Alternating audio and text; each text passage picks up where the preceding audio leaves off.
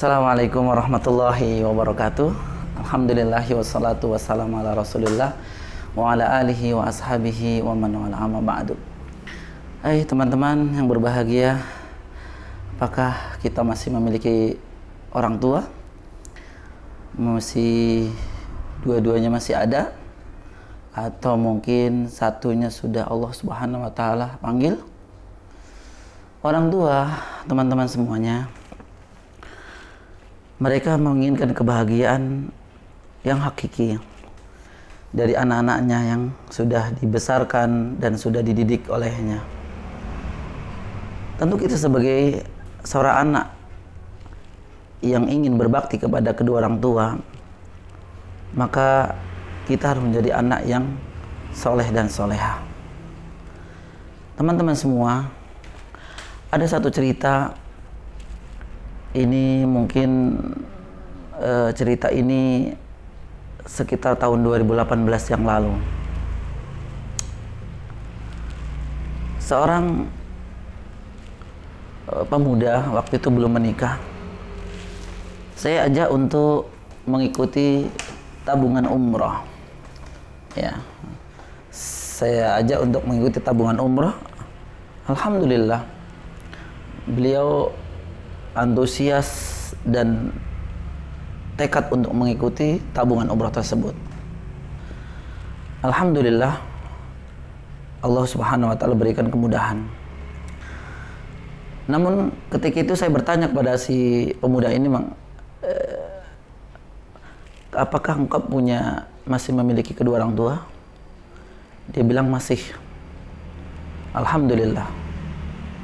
Mungkin bertanya lagi, kenapa seperti itu?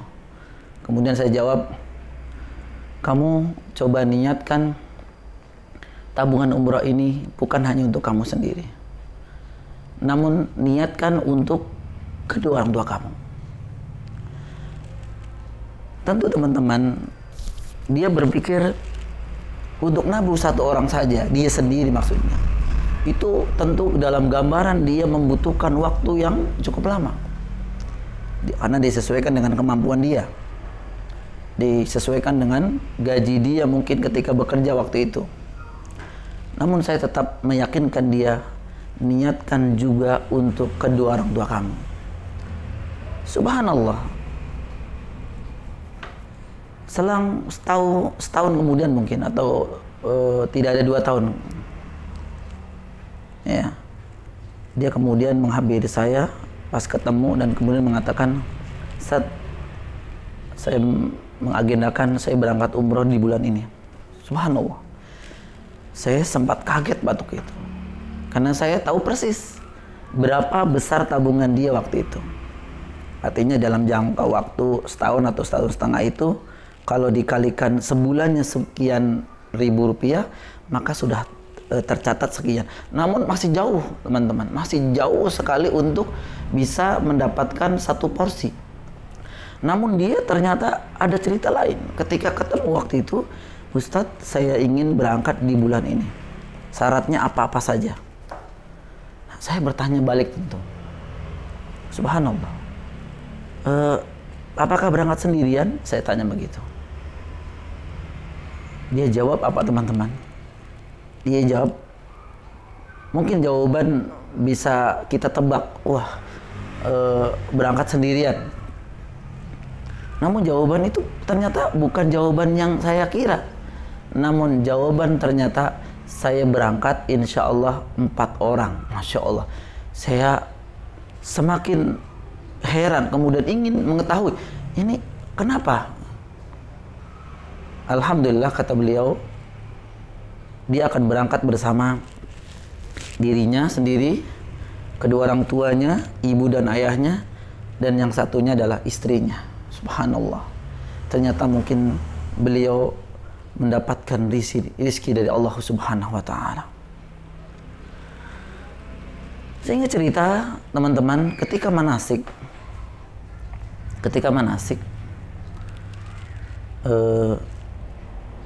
orang tuanya menghampiri saya, bapaknya terutama, dan mengatakan, Ustadz, terima kasih Ustadz, Saya baru pertama kali bertemu dengan beliau, tapi beliau mengatakan terima kasih Ustaz. Saya bingung, terima kasih yang mana Pak? Ini bertemu aja baru. Namun apa kata beliau? Ya kalau tidak salah beliau mengatakan terima kasih telah memberikan semangat kepada anakku, bahwa ketika Ustadz mengatakan niatkan juga untuk orang tua, dan ini menjadi pembuka bagi dia untuk mendapatkan rezeki. Masya Allah. Teman-teman yang semua yang dirahmati Allah Subhanahu Wa Taala, ini satu di antara sekian cerita yang saya alami sendiri di travel Cahe Cimuning ini dari jamaah saya. Teman-teman semua, ini menjadi bahan renungan bagi kita yang masih memiliki kedua orang tua. Ayo teman-teman, kita ajak mereka untuk menunaikan satu di antara ibadah yang dianjurkan oleh Allah Subhanahu Wa Taala dan Rasulnya. Siapa yang nggak suka, siapa yang nggak menginginkan kedua orang tuanya itu ke tanah suci? Harta kita, teman-teman, harta kita sebagai seorang anak adalah sebagian adalah milik mereka. Maka teman-teman berbahagia, masih ada kesempatan.